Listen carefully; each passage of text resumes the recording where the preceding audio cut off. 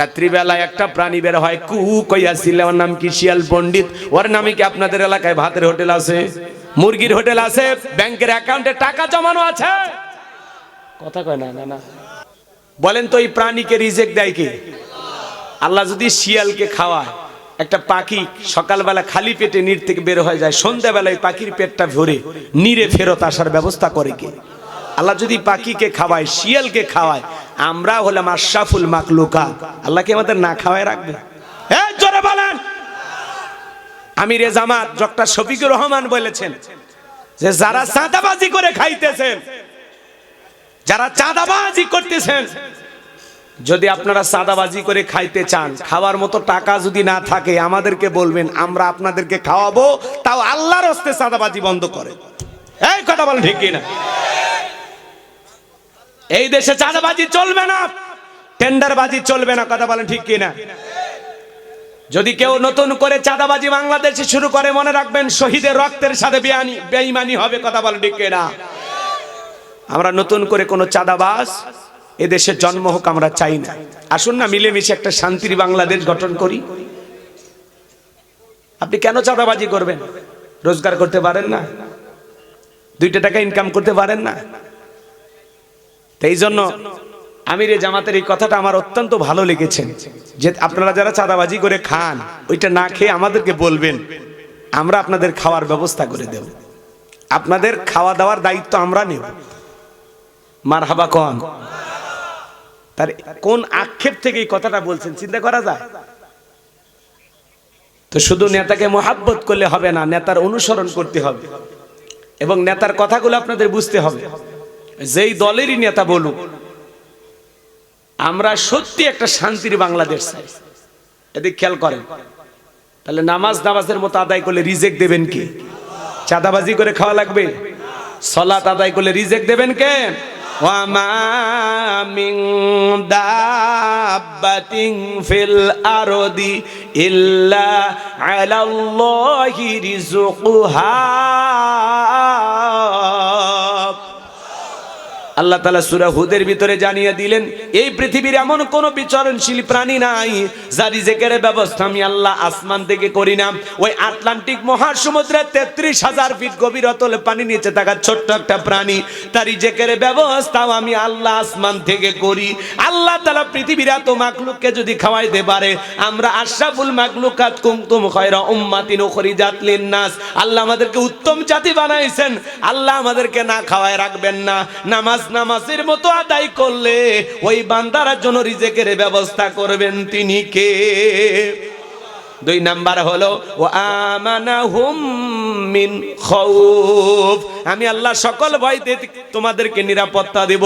আমাদের সমাজে ভয় আছে না নাই? আপনি 2 লাখ টাকা নিয়ে রাজশাহী থেকে চলে আসবেন আপনার বাড়িতে, রাত 2টা 2:30 বাজে, মনে মনে ভাবতেছেন, আল্লাহ এই টাকা নিয়ে আমি বাড়ি পর্যন্ত যাইতে পারবো নাকি ছিনতাইকারী কফলে পড়ে টাকা যান 2টা হারাবো? আপনার আমার ভয় আছে না নাই? জোরে বলেন আছে না নাই? আপনাদের এলাকা অবশ্য ভয় নাই, বোঝেন নাই কথা। চুরির ভয় আছে না নাই? অলিতে গলিতে এখন মাঝে মাঝে চুরির কথা শোনা যায়। কারা চুরি করতেছে? যারা বেকার হয়ে গেছে, কথা কয়। আগে উল্টাপাল্টা করে একটু খাইতো, এখন তার সুযোগ নাই। এই জন্য চুরি করে এই দেশে একটা অস্থিরতা সৃষ্টি করার জন্য, এই দেশের ভিতরে অশান্তি সৃষ্টি করার জন্য পরিকল্পিতভাবে কিছু ঘটনা ঘটানো হচ্ছে, কথা বলে ঠিক কি না? আজকে বাংলাদেশের মসজিদের জুতা চুরি বন্ধ হচ্ছে না, মসজিদ থেকে জুতা চুরি হয়। আপনাদের এলাকায় হয়নি মনে হয়? আমি যে মসজিদে জুমার খুতবা দেই, সেই মসজিদের মাইক চুরি হয়ে গেছে আজ থেকে 2 বছর আগে। চিন্তা করেন, যে দেশে আমরা চুরি বন্ধ করতে পারি না, মসজিদের মাইক চুরি হয়, জুতা চুরি বন্ধ হয়। মনে রাখবেন, সমাজে চুরি দুর্নীতি বন্ধ হবে সেই দিন আল্লাহর কোরআন দিয়ে চোরের বিচার করা হবে যেই দিন। চিল্লায় বলেন কথা ঠিক কিনা? আজ থেকে 1500 বছর আগে আল্লাহ তাআলা আইন দিয়েছেন, ওয়াস-সারিকু ওয়াস-সারিকাতু ফাকতু আইদিয়াহুমা জাযাআম বিমা কাসাবা নাকালাম মিনাল্লাহ। সূরা মাইদার 38 নম্বর আয়াতে আল্লাহ আইন দিয়েছেন, চোর পুরুষ হোক নারী হোক, আল্লাহর বিধান, আল্লাহর ফয়সালা, চোরের হাত কেটে দাও। একটা চোরের হাত কেটে বাইতুল মুকাররমে যদি সোশ্যাল মিডিয়ার মাধ্যমে আমরা প্রচার করতে পারতাম, বাংলার পার্লামেন্টে আইন পাস করা হলো চুরি করলে হাত কেটে দেওয়া হবে। আমার বিশ্বাস বাংলাদেশের সমস্ত চোরেরা তওবা করে আল্লাহর ওলি হয়ে যেত। কথা বলে ঠিক কিনা? কিন্তু কে শোনে কার কথা? আজও গেলাম মনের ব্যথা। এখন উচিত কথা যদি কই পিঠের উপর দিয়া যাবি মই, এ আনন্দে কিছু লোক কিনা খাবে বগুড়ার স্পেশাল দই। যত 10 নন্দ ঘোষ 70টা বললে 10, করলে অন্যায়ের প্রতিবাদ, নামটা হবে তোমার মৌলবাদ, নামটা হবে তোমার জঙ্গিবাদ। আছে না নাই? কে আল্লাহর আইন চালু করবে? সরিষাই ভূত। কথা কয় না কে? যেই নেতা আল্লাহর আইন চালু করবে ওতে দেখে বাপ রে, আমি এ হাত দিয়ে যে পরিমাণে দুর্নীতি করছি, প্রথম হাত তো আমার কাটা যাবে। কথা কয় না কে? 11 লক্ষ কোটি টাকা দুর্নীতি করে বিদেশে পাচার করেছে, হাজার হাজার কোটি টাকা দুর্নীতি করেছে এমপি মন্ত্রীরা। করেনি? সেগুলো এমপি মন্ত্রী আছে, সব ভাগ্যে পেলে গেছে, কেউ নাই। 2-4টা আছে জেলখানায়। কথা কন, রাগ করেন না। এদিক খেয়াল করেন, দুর্নীতি চাই না আমরা, অসৎ নেতা চাই না আমরা, লুটে পুটে খায় এরকম নেতা চাই না। কথা বলেন না কেন? আমরা বারবার বলি আল্লাহর আইন চালু করেন, কিন্তু কেউ শোনে না, বলে না 1500 বছরের আইন, এগুলো ব্যাকডেট। আমরা বলি ব্যাকডেট না আপডেট, একটা আইন খালি চালু করে টেস্ট করে দেখো। আল্লাহর আইন দিয়া একটা চোরের হাত কাটো, একটা, দেখবা পুরো বাংলাদেশ ঠান্ডা হয়ে যাবে। কথা কোন ঠিক কিনা? আল্লাহর আইন দেয় একটা জিনাকার নারী পুরুষের বিচার করেন আল্লাহর আইন দিয়া, এদেশের সমস্ত মানুষ পরিবর্তন হয়ে যাবে। যুবকেরা ইফটিজিং করা দূরের কথা, নারীদেরকে বাঁকা চোখে তাকানো দূরের কথা, মাঝে মাঝে যুবকদের স্বপ্ন দোষ বন্ধ হয়ে যাবে। কথা বলে ঠিক কিনা? আল্লাহর বিধানে শান্তি, আল্লাহর বিধানে মুক্তি। এই জমিনে আল্লাহর আইন চালু হোক। কারা কারা চান হাত তুলে দেখান। লিল্লাহি তাকবীর। আল্লাহ এই জমিনকে কোরআন আর ইসলামের জন্য কবুল করুন। জোরে বলুন আমিন। সকলের মুখস্থ আছে না? কণ্ঠ উজাড় করে আমার সঙ্গে তেলাওয়াত করুন। ইন্না আ'তাইনাকাল কাউসার ফাসাল্লি লিরাব্বিকা ওয়ানহার ইন্না শানিয়াকা হুয়াল আবতার। যে কোনো আয়াত বা সূরার তাফসীর করতে হলে কোন প্রেক্ষাপটে কোন সময় আল্লাহ তাআলা সেই সূরাটি বা আয়াতটি নাজিল করেছেন, সেই নাজিলের প্রেক্ষাপট জানার দরকার আছে না নাই? আরবিতে বলা হয় শানি নজুল। যদি শানি নজুল আলোচনা করা হয় তাহলে তাফসীর বুঝতে সহজ হয়। তাহলে সূরা কাউসার বিশ্ব নবীজির উপরে আল্লাহ তাআলা কোন প্রেক্ষাপটে কোন সময় নাজিল করেছেন, সেই নাজিলের প্রেক্ষাপটটা কেমন ছিল একটু তুলে ধরার দরকার আছে না নাই? আমি কি শুরু করব? কষ্ট হবে না তো ইনশাআল্লাহ? তাকবীর দেন, লিল্লাহি তাকবীর। সম্মানিত ভাইয়েরা আমার, বিশ্বনবীর প্রিয় সাহাবী হযরতে আনাস রাদিয়াল্লাহু তাআলা বলেন, নবীজি কাবার হাতিমে হেলান দিয়া বসা। আমি তাকায় দেখি নবীজির মনটা ভীষণ খারাপ, মুখটা মলিন, চোখের কোনা দিয়া অশ্রু ঝরতেছে। হযরতে আনাস ডেকে বলেন, কিছুটা সময় অতিবাহিত হয়ে যাওয়ার পর আমি তাকায় দেখি আমার নবীজি মুস্কি মুস্কি হাসতেছেন। বলুন সুবহানাল্লাহ। হযরতে আনাস ডেকে বলে, নবী গো, এই মাত্র দেখলাম মনটা খারাপ, মুখটা মলিন, চোখের কোনা দিয়ে অশ্রু ঝরতেছে, আবার কেনই বা মুস্কি মুস্কি হাসেন? আমার নবী কেন কাঁদেন, কেন হাসেন? এর পেছনে রহস্য আছে না নাই? নবীজির কান্না করার কারণ হলো নবীজির কলিজার টুকরা ছেলে সন্তানগুলো জন্মগ্রহণ করে আর একে একে ছেলে সন্তানগুলো মারা যায়। আবুল কাসেম মারা যায়, আবু তাকের মারা যায়, ইব্রাহিম মারা যায়। বাবা হিসেবে নবীর মনেও কষ্ট লাগে কিনা? একে তো সন্তান হারানোর ব্যথা, অন্যদিকে নবীজির কাছের চাচা নাম হলো আবুল আহাব, ডেকে বলে, ভাতিজা, তোমার বংশে বাতি জ্বালানো কেউ থাকলো না, তুমি একটা লেজ কাটা, তুমি একটা নির্বংশ, তুমি একটা হাত করে জোরে কন্যা উযুবিল্লাহ। আপনারাই বলুন বাজান, আল্লাহ না করুক আপনার আমার সন্তান যদি মারা যায়, কাছের আত্মীয় স্বজনদের উচিত বিপদের দিনে সান্ত্বনা দেওয়া। বাবা তুমি সবর করো, ধৈর্য ধারণ করো, জীবন মৃত্যুর মালিক আল্লাহ। আল্লাহ সন্তান দিয়েছে, আল্লাহ নিয়েছে, মন খারাপ করো না। আল্লাহ যদি চায় বছর না ঘুরতে আবারও তোমাদের ঘর আলোকিত করে সন্তান দান করতে পারেন তিনি কে? কাছের মানুষদের উচিত বিপদের দিনে সান্ত্বনা দেওয়া, কিন্তু নবীর চাচা আবু লাহাব এতটাই খারাপ, সান্ত্বনা দেওয়া দূরের কথা, দেখে বলে ভাতিজা তোমার বংশে ভাতিজানোর কেউ থাকলো না, তুমি একটা লেজ কাটা, তুমি একটা নির্বংশ, জোরে কন্যা উজুবিল্লাহ। আমার ভাইরা দিল দিয়া কথাগুলো বুঝবেন। নবীজির ছেলে সন্তানগুলো কেন মারা গেল, আল্লাহ তাআলা কেন তাদেরকে শিশুকালে উঠিয়ে নিলেন, এর পিছনে কারণ আছে না নাই? জোরে বলেন আছে না নাই? অনেক পয়গাম্বরের সন্তান জীবিত ছিল প্রাপ্ত বয়স পর্যন্ত, যৌবন পর্যন্ত, কিন্তু নবীজির একটা ছেলে সন্তানও কেন জীবিত থাকলো না? আল্লাহ তাআলা তাদেরকে কেন শিশুকালে উঠিয়ে নিলেন? এর পিছনে কারণ আছে তিনটি। জোরে বলেন কয়টি? নবীর উম্মত হিসেবে জানতে মনে চায় না নবীজির ছেলে সন্তানগুলো আল্লাহ তাআলা কেন শিশুকালে উঠিয়ে নিলেন? কি সেই তিনটি রহস্য, কি সেই তিনটি কারণ? কারা কারা শুনতে চান দুই হাত তুলে আল্লাহকে দেখান। লিল্লাহি তাকবীর, হাত নামান। আমি করবো ওয়াজ, আপনারা দেবেন আওয়াজ, জবাব দিবেন ঠিক ঠিক, আলোচনা হবে কমপ্লিট। শ্রোতাদের স্পিরিটে বারে বক্তার হিট, আলোচনা হবে জায়গা মতো ফিট। আগে বলতাম কিছু আজ প্যান্ডেলে, কিছু আজ অ্যাঙ্গেলে, এখন আর অ্যাঙ্গেলে না, যা বলবো সব ডাইরেক্ট। অ্যাঙ্গেলে বলার দিন শেষ, ডাইরেক্ট বলার বাংলাদেশ। কথা বলেন ঠিক কি না? দিন বদলাইছে, দিন বদলাইছে। একটু অপেক্ষা করেন, সামনে গেলে একটু মাঝে মাঝে নাড়াচাড়া দেবো, রাগ করবেন না তো? জি জি, জানো অতীতের ইতিহাস আপনারা ভুলে না যান, এজন্য একটু হালখাতা করবো মাঝে মাঝে। 16 বছরের কাজ আদায় করা লাগবে, মনে অনেক দুঃখ, কথা কয় না কে? একটু অপেক্ষা করেন, রাত যেহেতু 12টা পার হয়ে গেছে, আমারও মাথা কাজ করবে না, আপনাদেরও মাথা কাজ করবে না, কিভাবে জাগ না রাখা লাগবে সেই কাজ মাঝে মাঝে করা লাগবে। কি বলেন? হাসতে রাজি আছেন, কাঁদতেও রাজি আছেন? কি সবাই মিলে আমরা জান্নাতে যেতেও রাজি আছি তো ইনশাআল্লাহ? বাস এরকম লোক দরকার। জাহান্নামে আমরা কেউ যেতে চাই? খারাপ কোনো কাজ করতে চাই? মাশাআল্লাহ, খুব অ্যাক্টিভ। জি চলেন। না না আছে পাশে, কোনো ভয় নাই। না না নাতি যেখানে আপদ নাই সেখানে, কথা কোন ঠিক কি না? চলেন সামনের দিকে যাই। খারাপ লাগে? এদিকে শোনেন ভাইরা আমার, নবীজির ছেলে সন্তানগুলো আল্লাহ তাআলা কেন শিশুকালে উঠিয়ে নিলেন, এর কি পিছনে কি সেই তিনটি কারণ, কি সেই রহস্য যদি আমি বলতে চাই, 3 নাম্বার আয়াতের আলোচনা করা লাগবে। আমি কি 1 নাম্বার আয়াত বাদ দিয়ে 3 নাম্বারে যাব, নাকি আস্তে আস্তে শুরু করা যাক? ধৈর্য আছে তো ভাই? ধৈর্য আছে তো ইনশাআল্লাহ?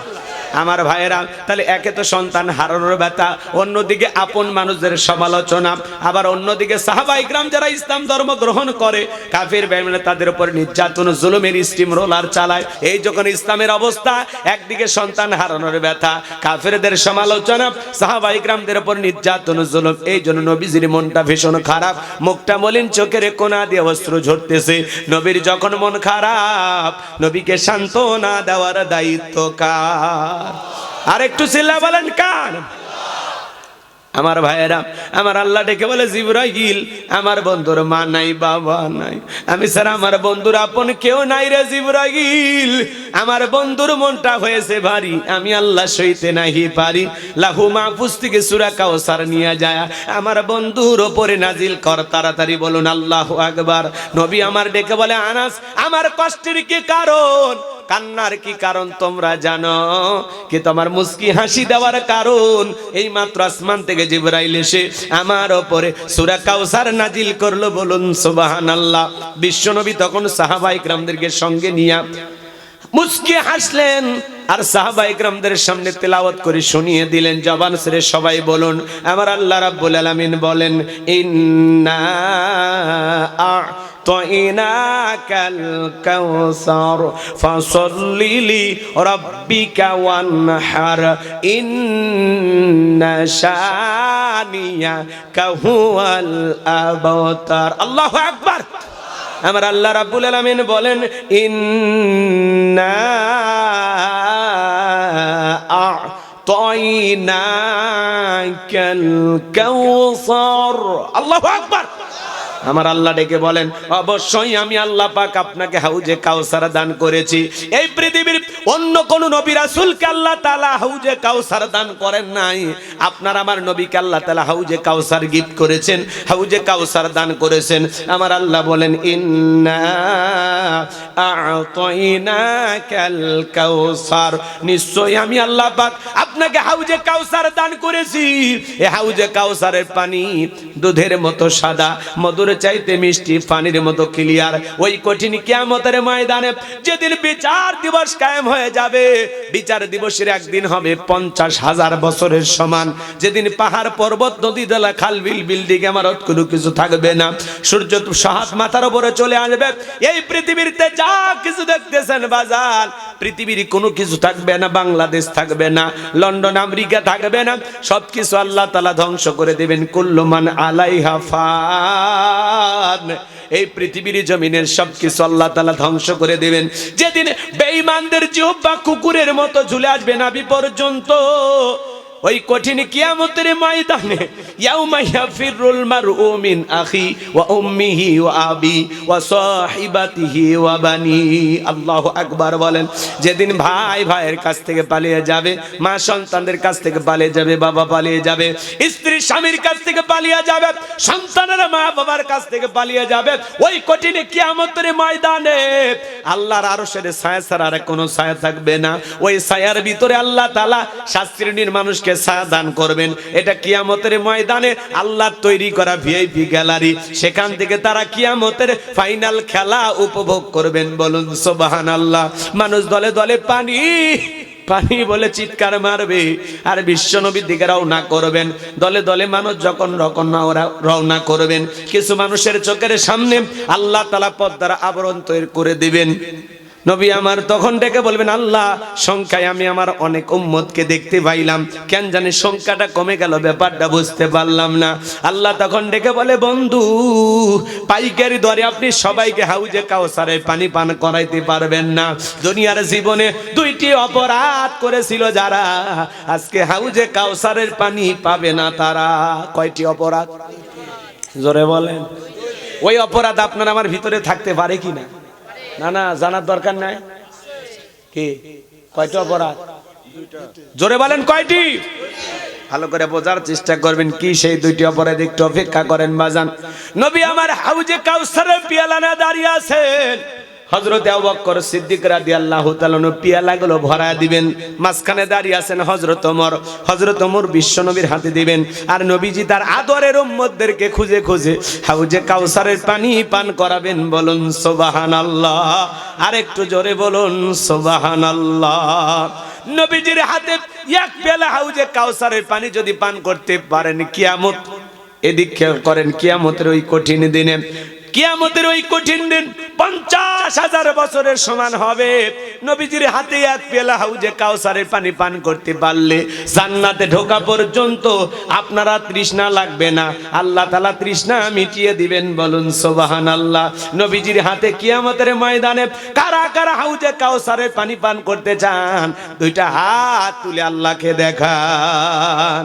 আল্লাহ কুদরতি দৃষ্টি দিয়া তাকায়, দেখো রাত্রি 1টা পার হয়ে গেছে, তোমার গোলামেরা নবীজির হাতে কিয়ামতের ময়দানে হাউজে কাউসারের পানি পান করতে চায়। আল্লাহ আমাদের সবাইকে নবীজির হাতে হাউজে কাউসারের পানি পান করার তৌফিক দান করুন। জোরে বলুন আমিন। আর একটু জোরে বলেন আমিন। আরো একবার বলেন আমিন। হাত নামান। পানি চাইলে কি পাওয়া যাবে? হ্যাঁ, এদিকে খেয়াল করেন। আমি আপনাদের এলাকায় আসলাম, একটা ছেলের হাতে কিছু চকলেট দিলাম, দিয়ে বললাম, ভাতিজা এক বদনা ভইরে আমারে পানি এনে দাও, আমি একটু উজু বানাবো। ওই ছেলেটা বদনা আর চকলেট নিয়ে মারছে দৌড়। মাঝখানে আসার খাই পড়ে গেছে, হাঁটুটা ছিলে গেছে, রক্ত বের হয়েছে, ব্যথাও পাইছে। এরপরে চকলেট থাকার কারণে উঠে দাঁড়াইছে, বদনা ভরিয়া পানি নিয়ে আমার সামনে হাজির। আমি তখন বললাম, বাবা এই পানিটার দিকে তোমার কষ্ট হয়েছে। মাঝখানে আসার গায়ে পড়ে গেছে, হাঁটুটা ছিলে গেছে, রক্ত বের হয়েছে। ওই ছেলেটার হাতে চকলেট থাকার কারণে বলতেছে, আমি এরকম কত পড়ে যাই, আমার কিছুই হয় না। কথা কন, ওই চকলেট থাকার কারণে আর ব্যথাকে ব্যথা মনে হচ্ছে না। নবীজির হাতে কিয়ামতের ময়দানে এক পেলা হাউজে কাউসারের পানি যদি পান করতে চান, কিয়ামতের কঠিন দিন আপনার কাছে কঠিন মনে হবে না, আল্লাহ সহজ করে দেবেন। অনেকে সুবহানাল্লাহ কয় না, সকাল 9টার পরে বউরে সাথে নিয়ে বললেন সুবহানাল্লাহ। একবার যদি সুবহানাল্লাহ বলতে পারেন, জান্নাতের বাগানে আপনার নামে একটি গাছ লাগানো হয়।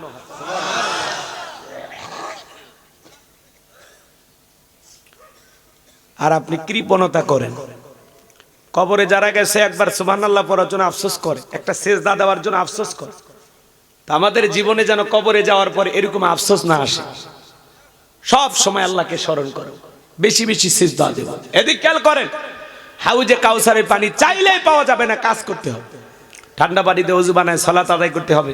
যারা পুরাতন মুসল্লি, হঠাৎ করে কেউ যদি নামাজ ধরে, আপনাদের এলাকায় বলে কি না না না জানি না, ওই পুরাতন মুসল্লিরা নতুন মুসল্লিদেরকে দেখে ঠাট্টা বিদ্রুপ করে। হ্যাঁ, সূর্য আজ কোন দিক উঠছে, হ্যাঁ উত্তর পাড়ার বাদশা দিকে মসজিদে নামাজ পড়বি না 2 দিন পরে ছাইড়া দিবি, একটু হাসি তামাশা করে, ঠাট্টা বিদ্রুপ করে, আছে না? হ্যাঁ মুরব্বী চাচা, দাওয়াত দিয়ে তো 5 জনকে মসজিদে আনতে পারেন না, কেউ একজন হঠাৎ করে মসজিদে আসছে, তারে দেখে কেন ঠাট্টা বিদ্রুপ করেন? জোহরে ঠাট্টা বিদ্রুপ করলেন, আসর থেকে যদি ওই ব্যক্তি মসজিদে না আসে, আল্লাহর কাছে কি জবাব দেবেন? কথা কয় না ভাই?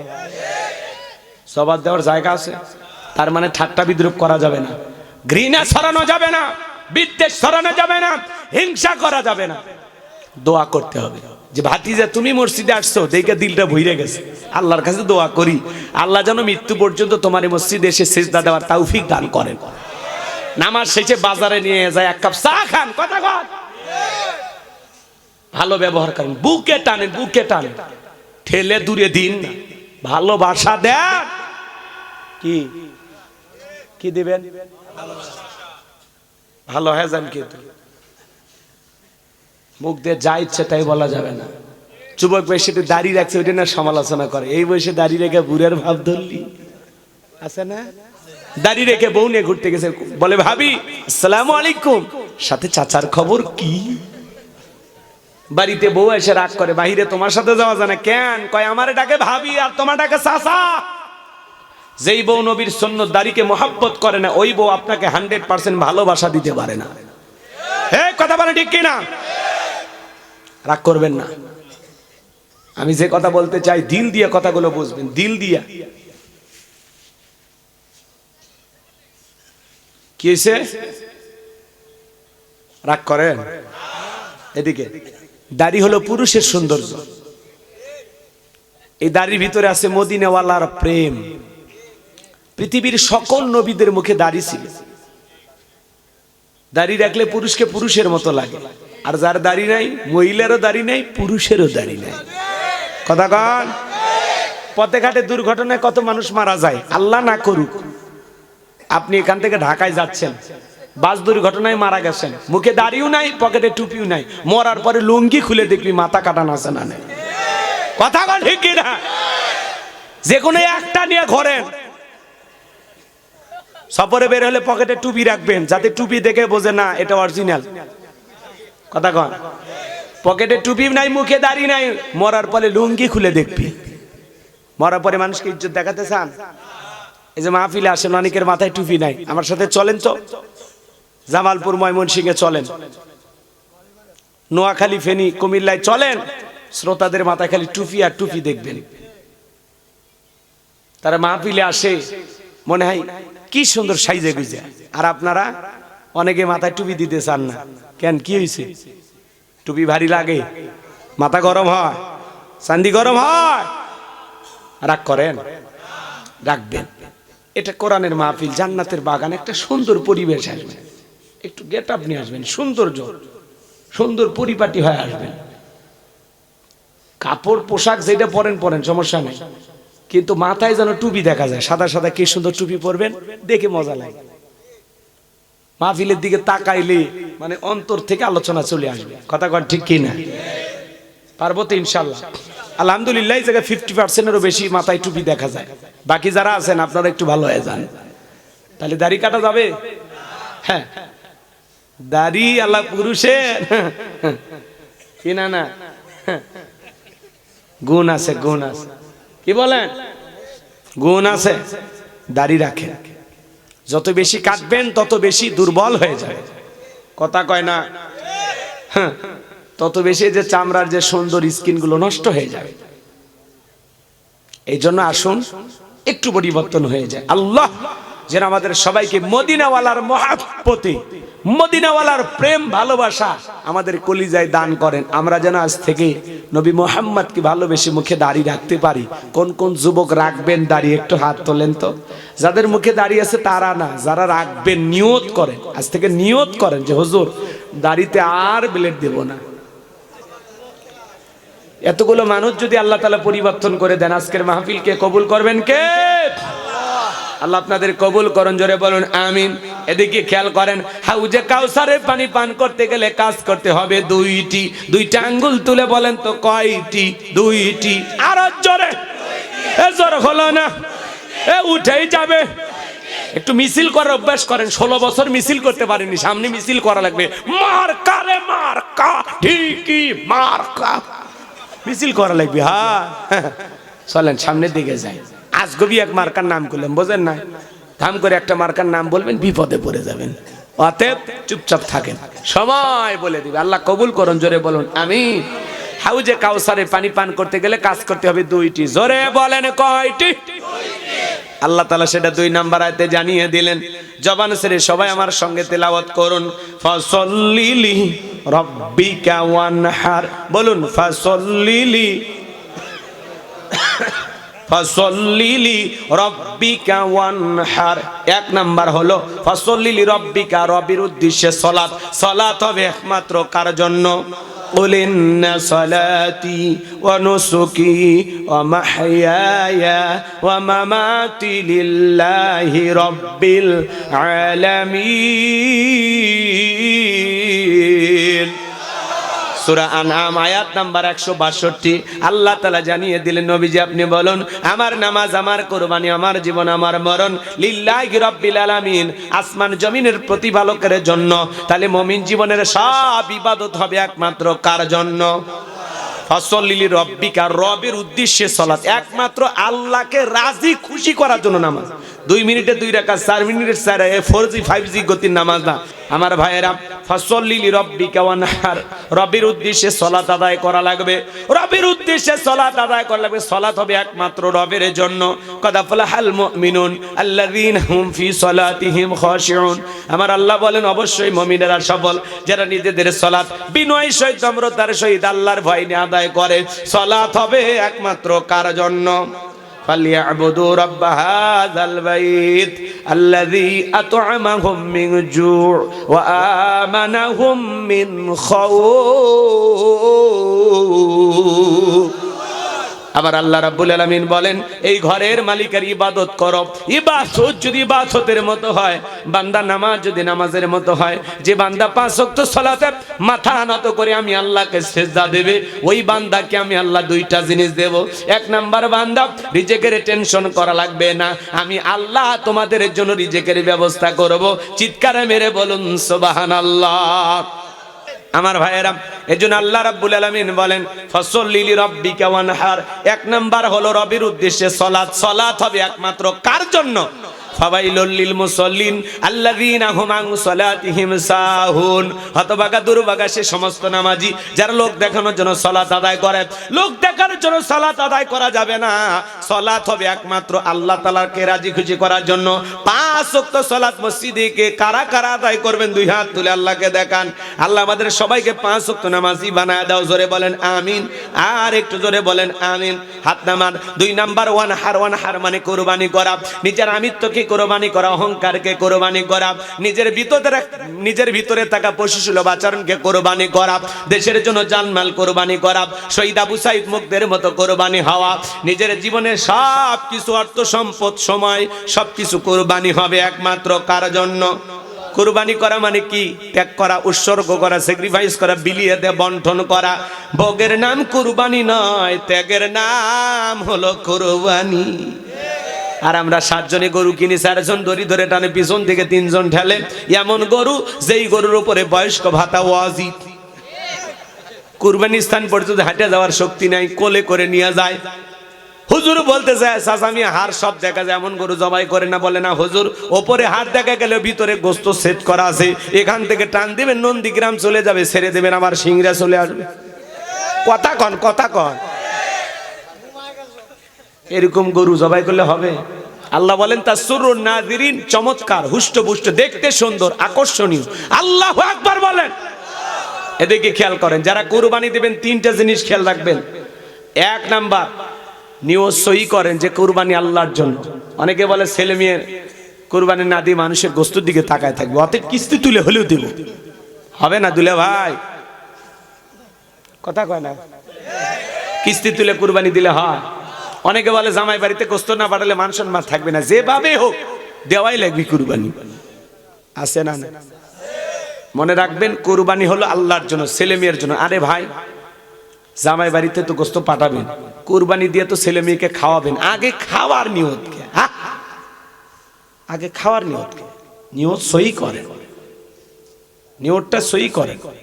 আপনি খাবেন, আপনার আত্মীয় স্বজনকে দিয়ে খাবেন, পাশে প্রতিবেশী গরিব, আহারে মশলা বাইটা, আদা রসুন বাইটা, দুইটা টুকরা গোস্তর অপেক্ষায় বসে আছে, কেউ যদি 2-4 টুকরা গোস্ত দেয়, ওটা বাচ্চাদেরকে রান্না করে খাও। বাচ্চারা বলে মা মশলা বাইটা বসে আছো, একটু রান্না করো না মা। বলে বাবা একটু অপেক্ষা কর। যদি কেউ 2-4 টুকরা দেয়, আর আপনি সে সমস্ত গরিব দুঃখী মানুষকে না দিয়া যদি খালি ফ্রিজ ভরান আর একা একা খায়া যদি দাঁত খিলুল করেন আর বিকেলবেলা বলেন এই গরুর গোস্তটা কিন্তু মজাদার ছিল, তোমার এই কুরবানি কবুল হবে না? না কবুল হবে হবে না।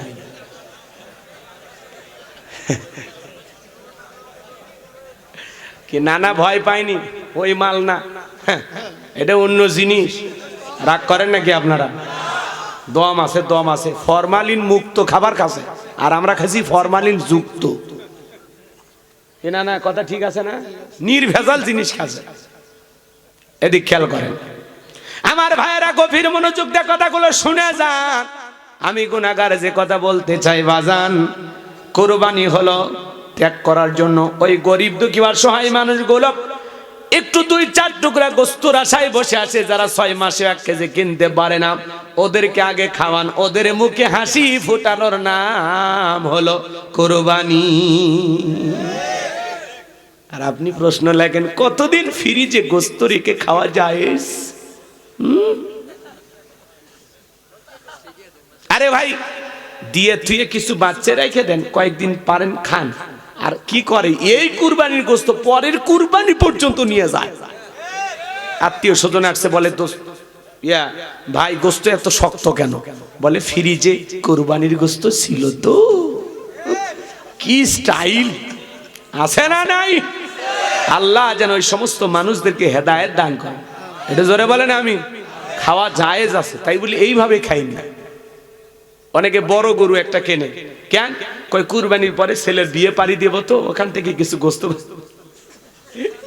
এই নিয়তে কুরবানি দিলে হবে? আল্লাহ যেন হেদায়েত দান করেন। এটা জোরে কোন আমিন। তাহলে কুরবানি গোস্ত খাওয়ার আশায় নাকি আল্লাহকে খুশি করার জন্য?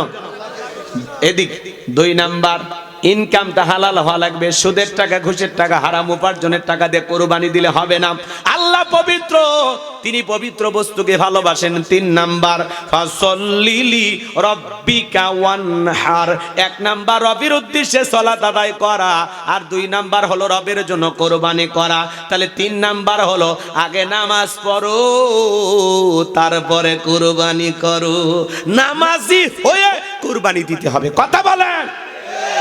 আর আপনি ঈদের নামাজ নাই, ফজরের নামাজ নাই, সকাল 9টায় গরু তরি ধরে দাঁড়িয়ে আছে। ওরে মফিজ, হুজুর বলে হুজুর এত দেরি করলেন, তখন বলতে ভাই ঈদের নামাজ। বলে হুজুর আমি তো উঠতে 8টা বেজে গেছে, যেতে পারি না। গোসল শেষ করে নতুন লুঙ্গি পরে গরু দড়ি ধরে বসে আছে। ফজরের নামাজ নাই, ঈদের নামাজ নাই, আপনি গরু দড়ি ধরে বসে আছেন। আপনার এটা গোস্ত খাওয়া হবে, এটা কুরবানি হবে না। নামাজি হয়ে কুরবানি দিতে হবে, কথা বলে ঠিক কিনা? যারা ভাগে কুরবানি দেন, খবরদার বেনামাজির সাথে ভাগে দেবেন না, সুদখোরের সাথে দেবেন না, ঘুষখোরের সাথে দেবেন না, হারাম ইনকাম করে এমন ব্যক্তির সাথে কুরবানি দেবেন। প্রয়োজনে এদিক আল্লাহ কি বলেন, ওলা কি ইয়ানালুহু তাকওয়া মিনকুম, তোমার অন্তরে যেটা আছে ওইটাকে আমি আল্লাহ কবুল করব। আপনি যদি 10,000 টাকার একটা ভেড়াও দেন, 20,000 টাকার একটা ছাগলও দেন, নিয়ত সহি, টাকা হালাল, নামাজি হয়ে যদি দিতে পারেন, আপনার এই ছাগল ভেড়া রক্ত জমিনে পড়ার আগে আরশের মালিক আল্লাহর কাছে কবুল হয়ে যাবে। তাহলে আজ থেকে আমরা এরকম নিয়ত করতে রাজি আছি তো ইনশাআল্লাহ। আল্লাহ যেন আমাদের সবাইকে আল্লাহকে রাজি খুশি করার জন্য সালাত আদায় করার এবং কুরবানি করার তৌফিক দান করেন। চিল্লা বলেন আমিন। 3 নম্বর আয়াত আল্লাহ বলেন ইন্না শানিয়া কাহুয়াল আবতার। আল্লাহু আকবার। আমার আল্লাহ ডেকে বলে নবী গো, যারা আপনাকে লেজ কাটারির বংশ বলে আপনি কষ্ট মনের মধ্যে নেবেন না। ও নবী, ব্যথা মনে নেবেন না গো নবী। যারা আপনাকে লেজ কাটারির বংশ বলে, আমি আল্লাহ ওদেরকে লেজ কাটারির বংশ বানায় দেব। ওদের বংশে বাতি জ্বালানো কেউ থাকবে না। নবী গো, আমি আল্লাহ তাআলা আপনার ছেলে সন্তানগুলোকে শিশুকালে নিয়েছি, এজন্য কষ্ট মনের মধ্যে নেবেন না। এই পৃথিবীর জমিন আপনাকে মহব্বত করা, আপনাকে ভালোবাসার কোটি কোটি রুহানি সন্তান আমি বাড়াবো, যারা আপনার জন্য জীবন দিতে প্রস্তুত থাকবে। বলুন আল্লাহু আকবার। পুরো পৃথিবীতে 700 কোটির উপরে মানুষ, এর মধ্যে 200 কোটির উপরে মুসলমান। আমরা সবাই নবীজির রুহানি সন্তান। ফ্রান্সের জালেমেরা যখন দেয়ালে দেয়ালে কার্টুন প্রদর্শন করলো, এই যে কয়েকদিন আগে আমার নবীকে এক কুলাঙ্গার গালি দিয়েছে ডক্টর এনায়েতুল আব্বাসী হুজুর, বাইতুল মুকাররমের সামনে গিয়ে হুঙ্কার দিয়েছেন, নবীর দুশমনের কোনো ক্ষমা নাই। কথা বলেন ঠিক কিনা? নবীকে গালি দিবে যারা, অবৈধ যারো সন্তান তারা। নবীকে গালি দিবে যারা, ফাঁসির দড়িতে ঝুলিয়ে হত্যা করতে হবে। কথা বলে ঠিক কিনা? নবীর দুশমনদের ক্ষমা নাই। ডক্টর এনায়েতুল্লাহ আব্বাসী সময়ের সাহসী একজন পীর। আল্লাহু আকবার বলেন। বাইতুল মুকাররমের সামনে সেদিন গিয়ে কাঁপিয়ে দিয়েছেন। শুধু খানকায় পীর হলে হবে না, রাজপথেরও পীর হওয়া লাগবে। কথা বল। আপনি খানকায় বসে খালি হু হু মারবেন, আর ডুগি তবলা বাজাবেন আর জিকির করবেন, ফাজলামি বাদ দেন, ভালো হয়ে যান। কথা কন আছে না কিছু ডুগি তবলা বাটি আছে, নারী পুরুষ একত্রে হয় ডুগি তবলা বাজার গান গায়। আমি পাগল দিওয়ানা হয়েছি, মুর্শিদেরই প্রেমে পড়েছি। আছে না? কি গান, কি তাল, কি সুর। তালা খুইলা দে বাসা ভাই, তালা খুইলা দে, রহমতেরই চাবি দিয়া তালা খুইলা দে। রাতে 1টা 2টা বাজে, কিসের তালা খুলবে? দোকান সব বন্ধ। তা বলে রহমতের চাবি, কোন দোকানে পাওয়া যায় চাবি?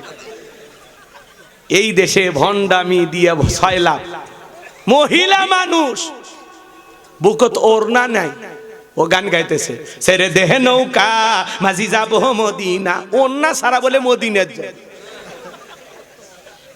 গান ভালো, কিন্তু বাদ্যযন্ত্র দিলে আর এরকম অশ্লীল মহিলা গাইলে কি বলেন, শোনা জায়েজ আছে? গানটা ভালো না?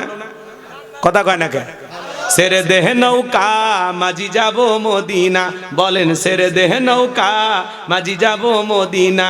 দে দে পাল তুলে দে ও মাঝি, হালা করিস না।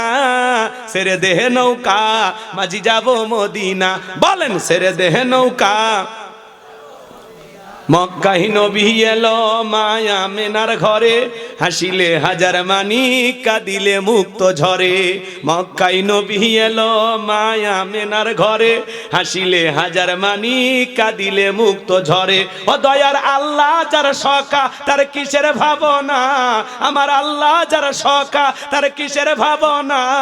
আমার হৃদয় মাঝে কাবা নয়নে মদিনা, আমার হৃদয় মাঝে কাবা নয়নে মদিনা। দে দে পাল তুলে দে ও মাঝি, হালা করিস না। ছেড়ে দেহে নৌকা মাঝি যাব মদিনা, বলেন ছেড়ে দেহে নৌকা। নূরের রৌশনীতে দুনিয়া গেছে ভরে, নূরের বাতি জ্বলে মদিনার ঘরে ঘরে। জোরে কোন মারহাবা। নূরের রৌশনীতে দুনিয়া গেছে ভরে, নূরের বাতি জ্বলে মদিনার ঘরে ঘরে। আমার আল্লাহ যার সকা তার কিসের ভাবনা, দয়ার আল্লাহ যার সকা তার কিসের ভাবনা। আমার হৃদয় মাঝে কাবা নয়নে মদিনা, আমার হৃদয় মাঝে কাবা নয়নে মদিনা। দে দে পাল তুলে দে ও মাঝি, হেলা করিস না। ছেড়ে দেহে নৌকা মাঝি যাব মদিনা, বলুন ছেড়ে দেহে নৌকা মাঝি যাব মদিনা, বলেন ছেড়ে দেহে নৌকা আমি যাব মদিনা। জোরে কোন মারহাবা। গান ভালো, কিন্তু ওইরকম বেপরদায় শিল্পী অন্য ছাড়া এসে যদি গান গায়, জায়েজ হবে? মহিলার কণ্ঠে গান শোনা জায়েজ আছে? মদিনার গান গায় আর আল্লাহর নামের গান গায়, শোনা যাবে না। কার জন্য যায়? ওদের জন্য ইসলাম কি আলাদা নাকি? এগুলো আমরাই তো সুযোগ দেই। লেখা রাখছে পবিত্র ওরস শরীফ দোয়া মাহফিল, তো সেই স্টেজে মহিলা কেমনে ওঠে? এগুলো ভণ্ডামি করা যাবে না। আমি জানি আপনাদের জেলায় নাই, আপনারা সব আল্লাহর ওলি, জিন্দা শাহজালাল। আপনাদের বিরুদ্ধে ওয়াজ করার মতো ওয়াজ আমার নাই। আমি আপনাদেরকে ভালোবাসি। আপনারা মনে হয় আমার ওয়াজের জন্য আছেন নাকি তবারকের জন্য? কি ভালো লাগে? এখন দোয়ার দিকে যান নাকি বলেন? আবার ওদিকে পোলা নষ্ট হয়ে গেলে ঝামেলা না?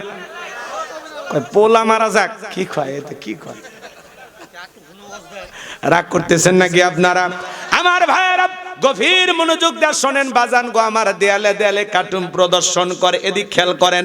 নাকটা বেঁকা করে, মুখে কয়েকটা দাড়ি লাগা, বল ইনি মোহাম্মদ, জোরে কন্যা উজুবিল্লাহ। একবারই এদিক খেয়াল করেন।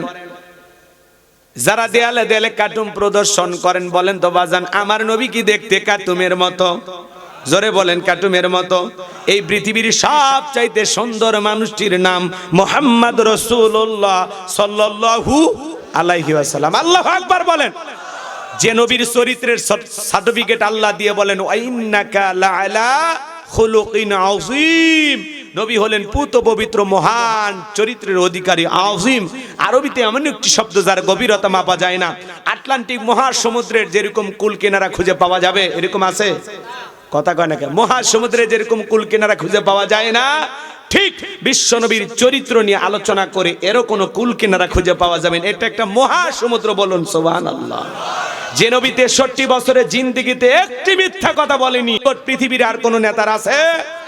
জীবনে কখনো তুমি মিথ্যে বলনি, তাই তো তোমায় পেতে কাঁদে এই ধরণী। জীবনে কখনো তুমি মিথ্যে বলনি, তাই তো তোমায় পেতে কাঁদে এই ধরণী। জোরে বলেন মারহাবা।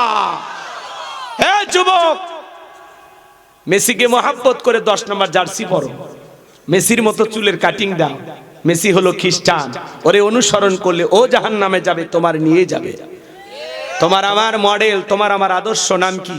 মুহাম্মদ রাসূলুল্লাহ সাল্লাল্লাহু আলাইহি ওয়াসাল্লাম। আল্লাহ বলেন লাকাদ কানা লাকুম ফি রাসূলিল্লাহি উসওয়াতুন হাসানাহ। তোমাদের জন্য উত্তম আদর্শ আছে রাসূলের জিন্দেগির ভিতরে। কথা বলেন ঠিক কি না? রাসূল হলেন আমাদের মডেল, রাসূল হলেন আমাদের আদর্শ। যে নবী 63 বছরের জিন্দেগিতে একটি মিথ্যা কথা বলেনি, এমন নবীকে বিশ্ব নেতা মানবেন কারা কারা? হাত তুলে দেখান। লিল্লাহি তাকবীর। হাত নামান আমার ভাইয়েরা। সেই প্রিয় নবীকে গালি দিয়েছিল ওলীদ বিন মুগীরা।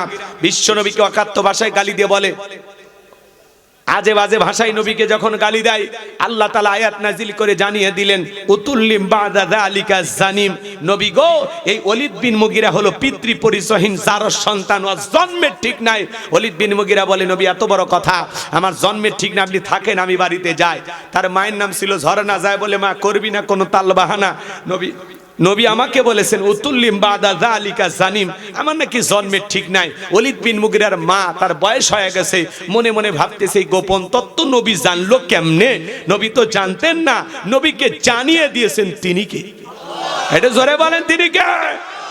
ওলীদ বিন মুগীরার মা বলে, বাবা আমারও বয়স হয়ে গেছে, এক পা কবরে চলে গেছে, মিথ্যা বলবো না। তোর বাবা ব্যবসা বাণিজ্যের কাজে এতটাই ব্যস্ত থাকতো, তোর বাবা ব্যবসা চেনে, টাকা চেনে, কিন্তু তোর মায়ের মন বোঝে না। সে যে কেন আসে না, কিছু ভালো লাগে না। এবার আসুক, তারে আমি মজা দেখাবো। আমার ভাইয়েরা, ওলীদ বিন মুগীরার মা বলতেছে, বাবা ব্যবসা বাণিজ্যের কাজে তোর বাবা এতটাই ব্যস্ত থাকতো, তোর বাবা আমার দিকে তাকাইতো না, সময় দিত না। বাড়ির আশেপাশে তোর চাচা ঘুরঘুর করতেছিল, তারে দিয়ে ভালোবাসা বিনিময় করেছিলাম, তারপরে তোর জন্ম হয়েছে। নবী যে তত্ত্ব দিয়েছে 100% সত্য। তোর বাপ তোকে জন্ম জন্ম দেয় নাই, তোরে জন্ম দিয়েছে তোর চাচাই। আজও পৃথিবীর জমিনে নবীকে গালি দিবে যারা, অবৈধ যার সন্তান তারা, ওদের জন্মে ঠিক নাই। কথা বলেন ঠিক কিনা? ফ্রান্সের লোকেরা নবীর কেন কাটন প্রদর্শন করে? এইবার পৃথিবীর 228টা রাষ্ট্র নিয়ে গবেষণা করে দেখা হলো, ওই ফ্রান্সের মহিলারা বিয়ের আগেই বাচ্চা জন্ম দেয়। বিয়ের আগে যার যদি কারো সন্তান হয়, ওটা বৈধ না অবৈধ, ওটা হালাল জাদা না কি জাদা? এজন্য মনে রাখবেন বাজান, কেউ যদি আমার বাপকে গালি দেয় মাইনে নেব, আমার মালে গালি দেয় মাইনে নেব, আমার দলকে গালি দেয় মাইনে নেব, কিন্তু বিশ্ব নবী হলেন আমাদের কলিজার টুকরা নবী। নবীকে যেই নাস্তিক বেঈমান গালি দেবে, আর বুকের উপরে সরিয়া জিহ্বা টান দিয়ে সিরে কুকুরকে খাওয়ায় দিব। নবীজির অপমান মেনে নেওয়া হবে না, হবে না। নবীর জন্য কারা কারা জীবন দিতে প্রস্তুত? দুই হাত তুলে আল্লাহকে দেখা। লিল্লাহি তাকবীর। বিশ্ব নবীর অপমান সইবে না রে মুসলমান, বিশ্ব নবীর অপমান, বিশ্ব নবীর অপমান। লিল্লাহি তাকবীর। হাত নামান। নবীজির অপমানে যদি না কাঁদে তোমার মন, মুসলিম নয় তুমি মুনাফিক, নবীজির দুশমন। আমার নবীকে যেই কুলাঙ্গার গালি দেবে, ওর মৃত্যুদণ্ড নিশ্চিত করতে হবে। বাংলাদেশে যেই কুলাঙ্গার আমার নবীকে গালি দিয়েছেন, ওই কুলাঙ্গারকে ধরে প্রকাশ্যে ফাঁসির তলিতে ঝুলিয়ে হত্যাকাণ্ড নিশ্চিত করতে হবে। কথা বলে ডেকেরা, ওদের ফাঁসি ছাড়া রক্ষা নাই। কথা বলেন ঠিক না? আমার নবীকে গালি দেবে, তাকে ছাড় দেওয়া হবে। আমরা সব সইতে রাজি, কিন্তু নবীজির ইজ্জতে আঘাত করলে কোন দল করে, কি রাজনীতি করে দেখার সুযোগ নাই। নবীর ইজ্জত সম্মান রক্ষা করার জন্য দল মত নির্বিশেষে সবাই আমরা ঐক্যবদ্ধ। কথা বলে ঠিক কিনা? আল্লাহ পাক আমাদের সবাইকে আজকের মাহফিল থেকে বাকি কথাগুলো আমল করার তৌফিক দান করুন। জোরে বলুন আমিন। আমি আসলে 1:30টার কথা বলেছিলাম, এখন 2টা পার হয়ে গেছে। যতটুকু আলোচনা হয়েছে, আল্লাহ যেন বাস্তব জীবনে কথাগুলো আমল করার তৌফিক দান করেন।